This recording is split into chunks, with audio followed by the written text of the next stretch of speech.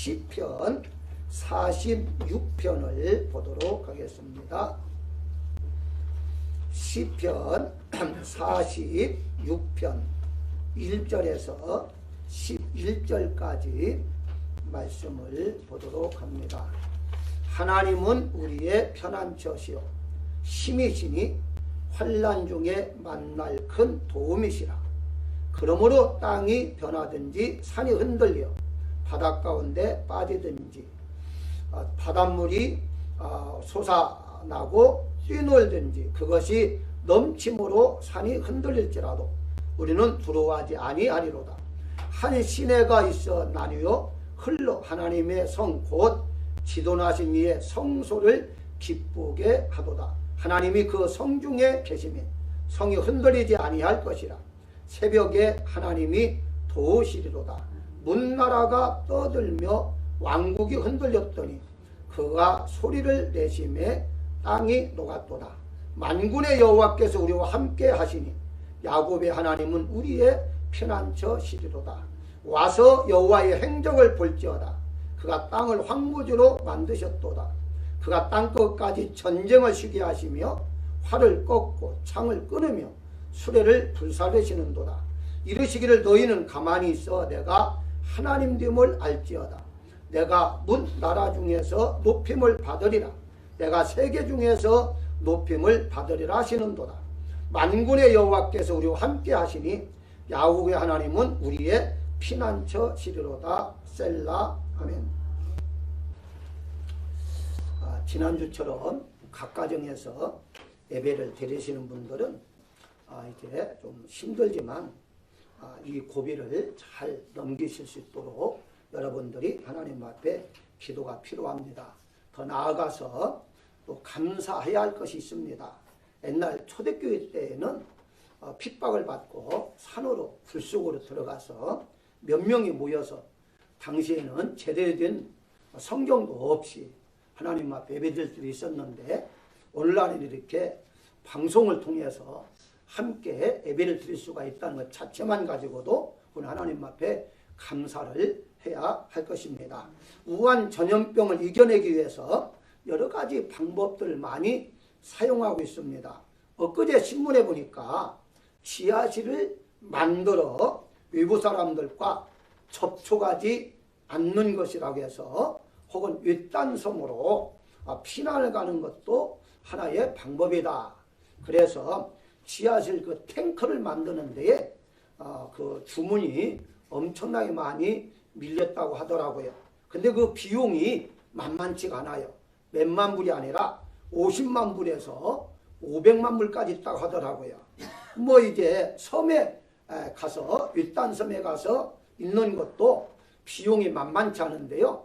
하루에 숙박료가 3,000불이 넘는다고 하더라고요. 그러니까 이런 것들은 다 돈이 있는 사람들이나 할 수 있는 것이고 이제 돈이 없는 사람들은 꿈도 꾸지 못하는 것인데요. 그래도 하나님 앞에 우리가 감사할 일이 있는데 그게 오늘 본문 1절에 보면 하나님 우리의 피난처시라 라고 말씀하시고 7절에 야곱의 하나님은 우리의 피난처시로다. 11절에도 같은 말이 반복되어지고 있습니다. 한마디로 1절 시작에서 하나님 피난처시다. 중간에 한번 다시 피난처라 강조하시고 마지막 절에 다시 한번 하나님은 우리의 피난처다 이렇게 말씀하고 있습니다. 따라서 우리가 어떤 큰 돈을 들여서 어떤 이렇게 지하실을 만들거나 윗단섬에 피하지 않아도 하나님 우리의 피난처시니까 우리는 하나님 안에 들어가서 안전하게 거할 수가 있다. 이렇게 이제 보실 수가 있습니다. 그래서 오늘은 우리의 피난처라는 제목으로 은혜를 나누고자 합니다. 먼저 첫 번째 우리가 생각할 것은 환난 중의 피난처는 하나님이시라는 사실을 우리가 반드시 기억해야 한다는 것입니다. 어떤 단단한 뱅크를 만드는 것 그것도 중요하죠. 사람의 살지 않는 윗단섬에 가서 있는 것도 필요하겠죠. 그렇지만은 정말 우리의 피난처는 하나님밖에 없다라고 성경은 말씀하고 있습니다. 우한 전염병에 의해서 모두가 다 불안한 생활하고 있는 이때에 시편 46편의 말씀이 여러분들에게 큰 위로가 되시기를 바랍니다. 왜냐하면 이 말씀은 역사적으로 보면 여러 사람들이 이 말씀을 통해서 은혜를 받았기 때문입니다. 우리가 새 찬송가 585장에 보면 내 주는 강한 성이요 방패와 병기 되시니 이 찬송이 있는데요. 이 찬송은 바로 마틴 루터가 지은 찬송입니다. 그리고 찬송을 보게 되면 거기 연도가 나와요. 그 연도가 1529년도에 이렇게 지었다라고 연도까지 거기에 게재하고 있는데요. 이때 어느 때냐? 이슬람 국가가 군대를 동원해서 유럽에 흩어져 있는 기독교 국가들에게 위협을 하고 공격해 오고 있을 때에 이때에 마틴 루터가 하나님은 강한 분이다 이렇게 이 찬송가를 지었던 것입니다. 한마디로 너희가 아무리 강하다 할지라도 하나님이 지켜주기 때문에 하나님 우리의 성이고 방패요 병기가 되시기 때문에 절대 우리 이길 수가 없다 이렇게 찬송가를 만들었습니다. 더 나아가서 종교개혁자 칼빈도 자신의 모국어인 프랑스어로 번역을 할 때에 가장 먼저 번역한 이제 그 말씀이 오늘 46편부터 번역을 했습니다. 왜냐하면은 이 46편이 그렇게 우리에게 많은 위로의 말씀이 되기 때문에 칼빈도 역시 이 말씀으로 은혜를 많이 받은 것 같습니다. 민수기 35장에 보게 되면 하나님께서 이스라엘 백성들에게 처음으로 6개의 도피성을 만들어 주셨습니다. 어떤 사람이든지 실수로 살인을 하게 되면 도피성에 피하면 목숨을 건질 수 있었고 안심하게 지낼 수가 있었던 것입니다. 민수기 35장 25절에 보게 되면 대제사장이 죽기까지 거기서 거주할 수 있다라고 말하고 있습니다. 무슨 말입니까? 제사장이 죽으면 자기가 지은 모든 죄가 다 사함받아요. 끝나버립니다. 그러니까 예를 들어서 바로 어제 살인해서 오늘 도망갔는데 오늘 이제 제사장이 죽었다. 그러면 풀려나가는 거예요. 그러니까 제사장이 죽기까지는 그 안에서 살아맞습니다. 오늘날에 있어서 히브리서 4장 4절에 보게 되면 우리에게 큰 대제사장이 계시니 승천하시니 곧 하나님의 아들 예수시라 라고 말씀하시므로 예수님께서 우리를 위하여 죽으심으로 예수님의 안에 우리가 피난처로 되어서 피난처로 갈 때에 마치 민수기에서 말한 도피성처럼 우리도 예수님 안에서 피난처로서 안전하게 살 수가 있음을 말씀하고 있는 것을 볼 수가 있습니다. 그래서 하나님께서 우리를 사랑하시기 때문에 우리의 모든 자들을 품어주시고 안전하게 도피성으로 우리를 피난하게 하셨다. 로마서 8장 35절에 보게 되면 누가 우리를 그리스도의 사랑에서 끊으리요? 환난이나 공고나 핍박이나 흉년이나 적신이나 위험이나 칼도 피할 수가 없다라고 분명히 말씀하고 있습니다. 왜냐하면 예수님은 우리의 피난처시요 도피성이 되시기 때문에 그 어떤 것도 우리를 위협할 수가 없다. 우리를 넘겨볼 수가 없다라고 말씀하고 있는 것을 볼 수가 있어요.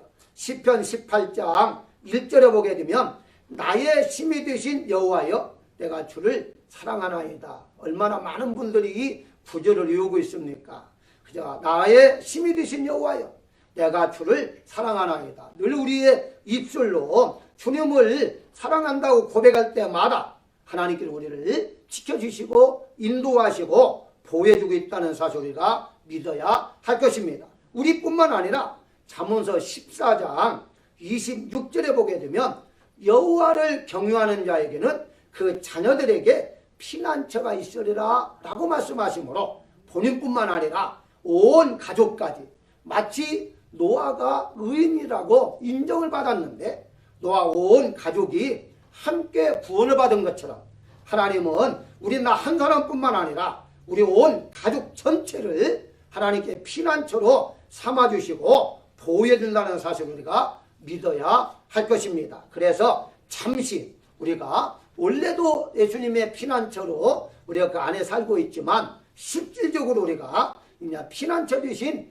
예수님 안에서 이 우암 전염병이 하루빨리 이렇게 지나가도록 우리는 잠시 피해 있어야 한다. 이렇게 말씀을 들을 수가 있겠고요. 두 번째는 환난 중의 피난처는 어디에 있어야 하는가 하는 것입니다. 하나님께서 우리가 어느 곳에 있든지 지켜준다고 약속해요. 성경에 네가 어느 곳에 있든지 내가 너와 함께 하겠다라고 말씀합니다. 그런데 오늘 본문 5절에 보게 되면 하나님 그 성중에 계심에 성이 흔들리지 아니할 것이라 라고 말하고 있어요. 근데 이거 자세히 보니까 성이 어딘가 봤더니 성소가 있는 곳이라 그랬어요. 하나님이 계신 곳이다 라고 말하고 있습니다. 한마디로 우리가 하나님은 피난처 되시지만 우리가 실질적인 피난처는 하나님 안에, 다시 말씀드리면 성소에서 하나님께서 지켜주시겠다고 말씀하고 있어요. 다시 한번 3절에 보게 되면 산이 흔들리고 6절에 왕국이 흔들린다 라고 말씀하고 있는데요. 이 세상은 우한 전염병으로 흔들리고 있습니다. 살기 위해서 물건을 사재기 하고 있지 않습니까? 친한 사람도 만나지 말라고 해서 사람들끼리 거리두기 운동을 하고 있잖아요. 그러니까는 어떤 분이 그렇게 말을 하더라고요. 우리 한국이 그 다른 나라에 비해서 사망자가 적은 이유가 의료시설도 잘 갖췄지만은 다른 나라는 대부분이 이렇게 끼안고 인사를 하는데 우리 한국은 악수만 하니까 그래도 좀 덜한다 이렇게 좀 말하고 있더라고요. 근데 저는 또 달리 또 생각이, 저는 목사이기 때문에 그래도 다른 나라에 비해서 한국처럼 믿는 사람이 퍼센트로 가장 많은 나라가 한국입니다. 어떤 나라든지 물론 미국이 기독교 국가라고 말은 해요. 그렇지만은 믿는 퍼센트를 보게 되면요 한국 못 따라와요. 그래서 저는 하나님이 지켜주기 때문에 그렇게 다른 나라보다도 사망자가 적게 나온다. 저는 그렇게 목사의 입장에서 말씀을 드릴 수가 있는데요. 5절에 보게 되면 하나님이 성중에 계심에 성이 흔들리지 않는다라고 분명히 말씀하고 있어요. 하나님이 계신 곳이기 때문에 하나님이 지켜준다고 말씀하고 있죠. 이 말은 딸리 말하면 하나님을 믿는 사람들은 흔들리지 말아라 라는 말씀과 같습니다. 왜? 그 이유가 하나님 우리와 함께 계시기 때문이라 라고 말씀하고 있어요. 요한계시록에 보게 되면 말세에 일어나는 환난에 대해서 잘 기록하고 있잖아요. 요한계시록 11장 1절에 보게 되면 네게 지팡이 같은 갈대를 주며 하나님의 성전과 제단과 그 안에서 경배하는 자들을 측량하되 라고 말하고 있습니다. 근데 2절에 보게 되니까 성전 바깥 마당은 측량하지 말고 그냥 두라. 이것은 이방인들에게 주었다라고 말하고 있어요. 한마디로 하나님 안에 있는 자, 하나님을 피난처로 삼고 있는 자들은 하나님이 철저하게 측량하면서 지켜주시는데 이방인들, 불신자들은 지켜주지 않는다고 성경에 말씀했습니다. 이 말씀 우리는 그대로 믿어야 한다는 것입니다. 예수님 안에 있는 자, 예수님 안에서 하나님을 경외하는 자는 하나님 어떤 환난에서도 벗어나게 하시는 이유가 요한복음 6장 39절에서 말하고 있는데요. 나를 보내신 이의 뜻은 내게 주신 자 중에 내가 하나도 잃어버리지 아니하고 마지막 날에 다시 살리는 것이라 라고 말씀하고 있어요. 무슨 말이냐? 하나님이 예수님 앞에 맡긴 우리 모두, 예수님 믿는 모든 자들을 맡겼는데 이 자들 한 명도 잃어버리지 아니하고 모두가 다 영생 복락을 누리도록 하나님이 허락하셨다라고 말씀하고 있어요. 그래서 실질적으로 요한복음 18장에 보게 되면 예수님께서 이제 기도로 올라가셨지 않습니까? 잡히시는 때에 올라가셨는데 이렇게 말합니다. 잡으러 왔을 때에 당시에 이제 반역주니까 예수님뿐만 아니라 모든 제자들 함께 잡아가야만 돼요. 근데 그때 예수님께서 제자들은 잡아가지 말라. 나 하나로 족하다. 그렇게 말함으로 군병들이 그 말을 그냥 수시에 따랐어요. 그런 다음에 고백한 말씀이 요한복음 18장 9절에서 아버지께서 내게 주신 자 중에서 하나도 잊지 아니하셨사옵나이다 하신 말씀을 응하게 하려 함이라 라고 말하고 있어요. 그러니까 이미 하나님 약속했기 때문에 그 약속하시면 하나님이 응하겠다는 거예요. 군사전 지금 모두가 다 이제 올라가자면은 역적이잖아요.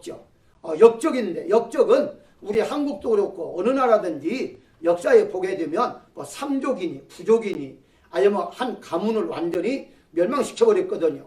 그러니까 자연스럽게 제자들도 다 잡아가야 마땅한데 하나님의 약속이 있기 때문에 그 약속을 이루기 위해서 그들이 잡아가지 않았다라고 성경은 말하고 있습니다. 이와 같이 예수님은 자신은 지금 잡혀가서 죽음으로 향해서 가고 있는데 그 순간이라도 제자들을 예수님은 보호해주고 있었다는 사실을 볼 수가 있습니다. 시편 32장 7절에 보게 되면요. 주는 나의 은신처이오니 환난에서 나를 보호하시고 구원의 노래로 나를 부르시리라 라고 말씀하고 있습니다. 애굽에서 나오기 전에 살아남은 피난처는 유월절을 지킴으로 집안이 있었습니다. 그러니까 집안에 절대 나오지 말아라. 집안 있는 한 다 살아남을 것이다. 사사기 시대에는요. 6개의 도피성을 만들어 그 안에 도망감으로 하나님이 보호해 주었습니다. 이제 왕국 시대에서는 성전을 통해서 죄 짓는 자는 성전에 도망가서 제단에 뿔을 잡음으로 살아날 수가 있었습니다. 오늘날에 있어서는 어느 것이 현실적인 도피성인가? 그것은 예수님을 믿는 자 어느 곳에 있든지 지금처럼 집안에서 예배를 드린다든가 어느 곳에 예배를 드리든지 하나님을 경유하고 하나님 앞에 예배드리는 자 그 자체가 바로 도피성이요 하나님께서 지켜주신다라고 분명히 말씀하고 있습니다. 그래서 에레미야 선지자도 에레미야 17장 17절에서 재앙의 날에 주는 나의 피난처가 되시리라 라고 말씀하시므로 재앙을 통해서 많은 사람이 주가 오실 때에 선지자는 소망을 가지고 고백했는데 주님은 나의 피난처시다. 하나님께서 나를 지켜주시고 인도해 주신다. 그러므로 너희 모두가 다 하나님을 섬기라 라고 말씀하고 있는 것을 볼 수가 있습니다. 그렇습니다. 우리가 끝까지 우리가 보호를 받으려면 끝까지 믿음을 지키는 것, 주 안에 있는 것, 그게 바로 피난처요 우리가 안전하게 보호를 받을 수 있는 비결이다. 그렇게 말씀을 들을 수가 있겠고요. 세 번째는 환난 중에 피난처에서 두려워하지 말아야 한다는 것입니다. 3절에 우리는 두려워하지 아니하리로다. 7절에 만군의 여호와께서 우리와 함께 하시니 라고 말하고 있어요. 언제 이들이 두려워하지 않는다고 고백했을까요? 2절에 보게 되면 땅이 변하고 산이 흔들려 바닷 가운데 빠진다 하여도 3절에 바닷물이 솟아나고 계속해서 이 말씀을 어떻게 여러분들이 이해할 수 있겠습니까? 오늘날로 말하자면 지진과 쓰나미가 있었던 것으로 해석할 수가 있습니다. 지진은요 해일이 일어나잖아요. 쓰나미가 일어나잖아요. 그리고 이제 큰 지진이 나게 되면은 뭐 바다에서 지진하면 어떻습니까? 엄청나죠. 자 그러다 보니까 옛날에도 지금도 지진이 있었지만 지진은 옛날에 있었습니다. 그런데 이런 일이 일어난다 할지라도 너는 두려워하지 말아라 라고 말하고 있고요. 6절에 보게 되니까 떠들며 왕국이 흔들린다 하여도 뭐라고 했습니까? 두려워하지 말아라. 오늘날 말하면 세계가 우한 전염병으로 인해서 두려워 떨고 있을 때를 할지라도 왕국이 여러 나라 왕국이 문나라가 이렇게 떤다고 그러잖아요. 떨고 있다 할지라도 너희는 두려워하지 말아라. 왜 그럴까요? 여호와 하나님께서 우리의 피난처가 되어주신다. 우리와 함께 하시기 때문에 너희는 어떤 말을 듣는다 할지라도 떨지 말아라. 이렇게 분명히 말씀하고 있어요. 전 세계가 떨고 지금 공포심에 있을 때에 두려워하고 있을 때에 우리는 두려워하지 말라고 분명히 말씀하고 있습니다. 마가복음 13장 8절에 보게 되면 민족이 민족을 나라가 나라를 대적하여 일어나겠고 곳곳에서 지진이 있으며 비근이 있으리니 이는 재난의 시작이라 라고 말씀하고 있습니다. 말세가 될수록 전쟁은 더 자주 일어날 것이고 말세가 될수록 지진은 더 많아질 것이고 말세가 되고 이런 전염병들이 더 많아질 텐데 이게 시작에 불과하니까 이렇게 그 염려하지 말아라라고 분명히 말하고 있습니다. 한마디로 우리가 지금 연습하고 있다 이렇게 이제 보시면 되는 겁니다. 이게 뭐 다라고 막 끝난 걸 생각 안 해요. 우리가 이제 본 게임을 앞두고 연습하고 있다 이렇게 생각을 가볍게 하시면 됩니다. 따라서 어떤 환란이 닥친다 할지라도 우리가 두려워하지 아니할 것은 1절에 나와 있잖아요. 하나님은 환란 날에 큰 도움이시라 라고 좀 말씀하고 있습니다.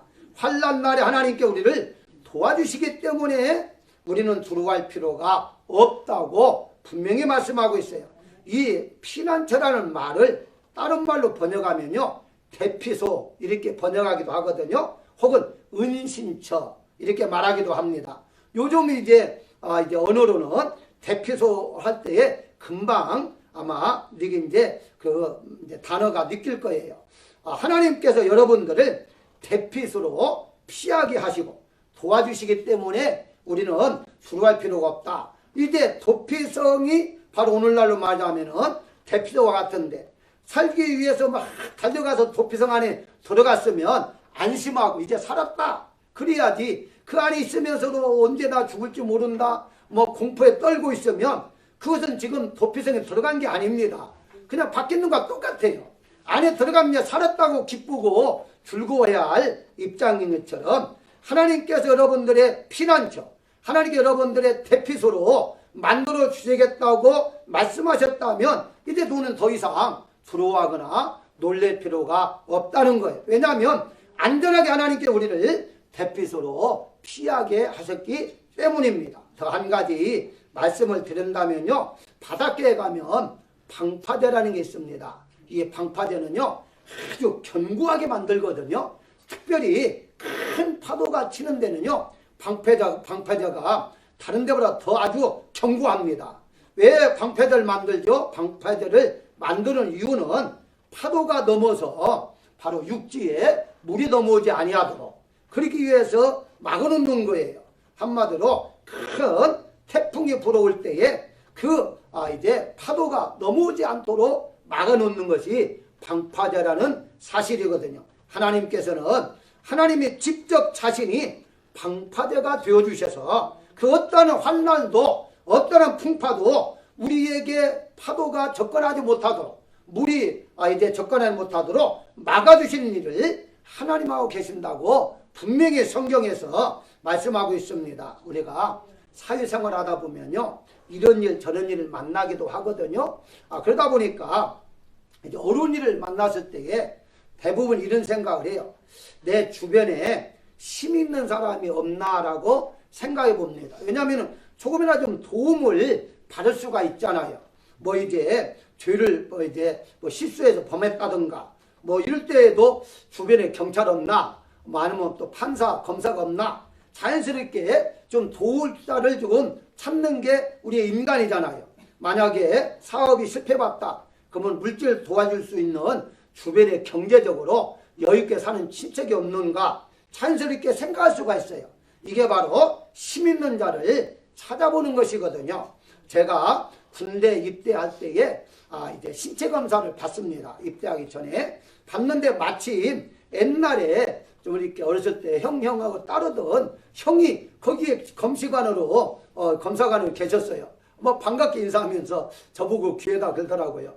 이제 군대 내가 빼줄 테니까 너 걱정하지 말아라. 아니요, 나 지금 군대 가서 일부러 왔는데요. 아니, 내가 빼줄 테니까. 아니, 탄 사람은 안 간다 그러는데 왜 너는 간다?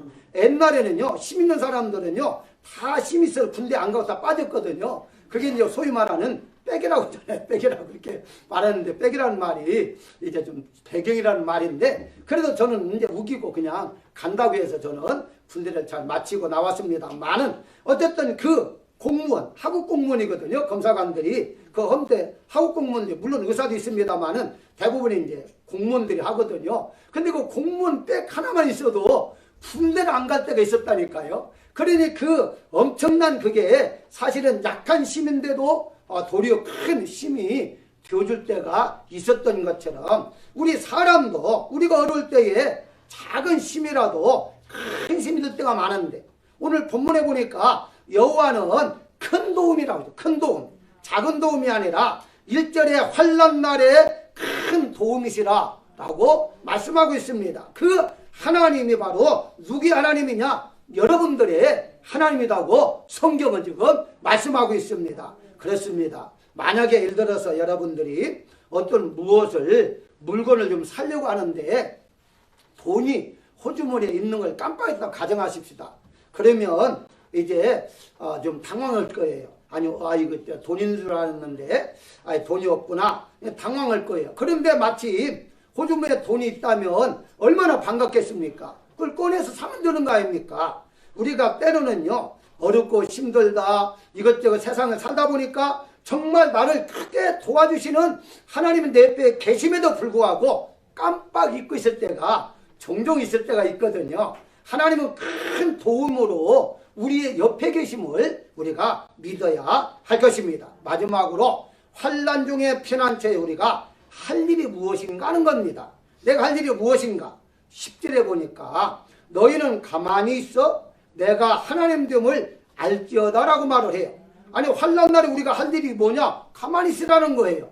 아니, 사람들이 가만히 있습니까? 뭘 사재기를 하고 뭐 여기저기 뛰어다니면서 약품도 많이 갖다 놓고 어떻게든지 하루 좀 더 살아보려고 얼마나 노력하고 있어요. 근데 성경에서는요, 가만히 있으라는 거예요. 가만히 있으면 내가 알아서 해주겠다라고 분명히 말씀하고 있습니다. 여기 7절에 보게 되면 7절과 11절에 만군의 여호와께서 우리와 함께 하신다라고 말씀하고 있어요. 내가 너 함께 하니까 너는 가만히 있으라는 거예요. 이 디모데전서 3장 1절에 보게 되면요, 말세의 사람들에 대해서 특성을 말하고 있어요. 거기에 보게 되면 자기를 사랑하며 사나우며 선한 것을 좋아하지 아니하며 배반하고 판다고 그래요. 그런데 이어서 읽어보게 되면요, 주목할 단어가 나와요. 조급하며 라고 말하고 있습니다. 이 현대인들의 특성이 뭐냐면 참지 못하고 조급하다는 거예요. 금방 뭔가 일어나서 다 죽을 것 같은 그런 조급한 마음을 가지고 얼마나 지금 사람들이 그렇게 행동하고 있습니까? 그런데 이게 말세의 특성이라는 거예요. 하나님께서는 조급하지 말아라. 가만히 있으라는 거예요. 가만히 있으면 내가 다 하겠다고 분명히 약속하고 있습니다. 그러니까 우리는 이제 조급한 마음을 없이 할 것입니다. 왜냐? 이 조급한 마음이 바로 우리를 불안하게 하고 두려운 마음을 가져다기 때문이거든요. 하나를 예를 들어볼까요? 출애굽기 14장 14절을 보게 되면 여호와께서 너희를 위하여 싸우시리니 너희는 가만히 있을지라 라고 말하고 있어요. 이 말씀을 왜 하셨습니까? 하나님께서 애굽에서 이스라엘 백성들 이제 꺼내오잖아요. 꺼내올 때에 10가지 이상의 재앙을 보여줬습니다. 그 재앙에서 하나님께서 이스라엘 백성들은 살려주는 그 놀라운 체험을 10번 이상 한 거예요. 그러니까 지금 그게 한 게 몇 달 전도 아니에요. 지금 며칠 전이에요. 그 며칠 전에 했는데도 원망을 하는 겁니다. 왜 원망을 합니까? 거기에 보게 되면 이제 이렇게 원망을 해요. 출애굽기 14장 11절에 애굽에 매장제가 없어서 광야에 죽게 하느냐? 아니 그거 다 얼마든지 묻을 수 있는 우리를 여기까지 데리고 와서 죽이려고 하느냐? 우리를 가만히 내버려 둬라. 애굽으로 돌아가서 애굽 사람을 섬기는 것이 광야에서 죽는 것보다 낫다라고 말합니다. 여러분 얼마나 참으로 안타깝습니까? 하나님의 이르들을 완전히 노예에서 해방시켜 주어서 편안하게 하기 위해서 불러주셨는데 차라리 애굽에 가가지고 종로도 하며 살다가 죽는 게 낫다는 거예요. 얼마나 하나님이 마음이 아프셨겠어요. 그런데 이렇게 말하는 이유가 있었어요. 이유가 뭐냐? 거기에 보게 되면 애굽 군대가 자기를 이제 뒤에서 쫓아왔잖아요. 앞에는 홍해가 있잖아요. 갈 길이 없습니다. 애굽 군대의 소리를 듣고서 심히 두려워했다라고 출애굽기 14장 10절에서 말을 해요. 그 애굽 군대가 뭐 가까이 오는 소리를 들으니까 말소리를 듣고 막 그러니까 우리는 다 죽었구나. 이게 죽음에 대한 공포심 때문에 두려워했다는 거예요. 그랬을 때 하나님께서는 두려워하지 말고 너는 가만히 서서 내가 하는 것만 봐라 라고 말씀하고 있는 것을 볼 수가 있습니다. 열왕기상 19장에 보게 되면요, 엘리야가 노렘나무 밑에서 하나님 내 생명을 거둬가세요 족합니다 라고 기도했잖아요. 왜 그랬어요? 거기 10절에 보게 되면 이렇게 말합니다. 선지자들을 모두 죽이고 오직 나만 남았는데 내 생명도 찾아 빼앗을 하나이다 라고 그래요. 무슨 말입니까? 자기의 생명 자기도 죽이려고 한다는 거예요. 엘리야 같은 큰 대선지자도요 죽음의 공포심이 있었어요. 그러다 보니까 차라리 이방 여인에게 이렇게 이세벨이 죽이려고 했잖아요. 이방 여인이 죽는 거라도 하나님이 차라리 나를 데려가 낫겠다. 그래서 열심히 하나님은 나를 지금 죽여달라고 기도한 것을 볼 수가 있습니다. 근데 하나님께서는요 너만 남은 게 아니야. 너를 위하여 7,000명을 예배해 놓았다라고 분명히 말씀하고 있습니다. 그렇습니다. 우리가 하나님의 나와 함께 하심을 느끼지 못하면 이런 두려움이 올 수밖에 없어요. 이런 이제 공포심이 올 수밖에 없어요. 다 뭐 누가 어떻게 섰는다 어떻게 된다 말만 들으니까 공포심이 일어날 수밖에 없는데요. 여기 한번 잘 보실까요? 5절에 새벽에 하나님이 도우시리라 라고 말을 해요. 여기에서 말하는 새벽이라는요 우리가 일반적으로 새벽을 말하기도 해요. 자연적인 새벽을 말하기도 해요. 근데 하나님께서 왜 새벽에 도와주신다고 했는가 라고 했을 때에 바로 지금 현재에 조금만 참으라는 겁니다. 지금 조금만 참으면 내일 새벽 되면 다 끝날 것이다. 다 이제 해결될 것이다 하는 것을 지금 말하고 있어요. 그러면 이 말은 무슨 말이냐? 새벽 되면 다 이제 해결될 것이니까 그때까지만 참으라라고 말하고 있는 거예요. 우리 기독교인들은 부러워하지 말아야 할 이유가 있습니다. 아무리 큰 환난 전염병을 할지라도요 지나가게 되어 있습니다. 이건 반드시 지나갑니다. 하나님께 해결해 준다고 약속했습니다. 그러니까 내일 새벽에 하나님이 해결할 수도 있고요 다음 달 해결할 수도 있어요. 그건 하나님이 하실 일이지 우리가 할 일이 절대 아닙니다. 우리가 할 일 같으면 벌써 해결했겠죠. 근데 우리는 아직까지 치료약도 개발하지 못하고 있잖아요. 뭘 방법이 없잖아요. 이럴 때에는 하나님이 해결해 준다고 분명히 말씀했기 때문에 우리는 하나님 앞에 맡긴 일밖에 없다는 거예요. 그러니까 우리는 가만히 있는 거예요. 가만히 있으면서 하나님이 하시는 것만 바라보는 것이죠. 우리가 자녀를 키워보면 알지만요 어릴 때 자녀가 뭘 만드는데 잘 이제 만들기 어려우니까 끙끙거릴 때에 옆에서 내가 해주마 그러면 이제 만들어주잖아요. 만들어주면요 마치 자기가 만든 것처럼 얼마나 좋아해요.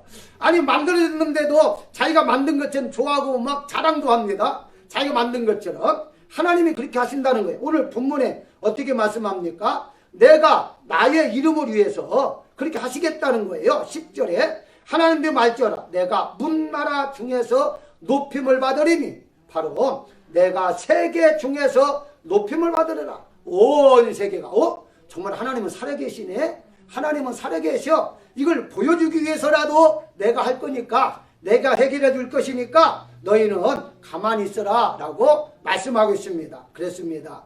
이 일이 지나가면요 우리가 할 말이 있습니다. 우리 믿는 사람들이 하나님 앞에 기도했기 때문에 하나님이 그래도 빨리 이것을 해결해 주셨다라는 그런 믿음, 그런 신앙을 우리가 가져야 한다는 것입니다. 물론 일반 사람들은 그렇게 생각하지 않죠.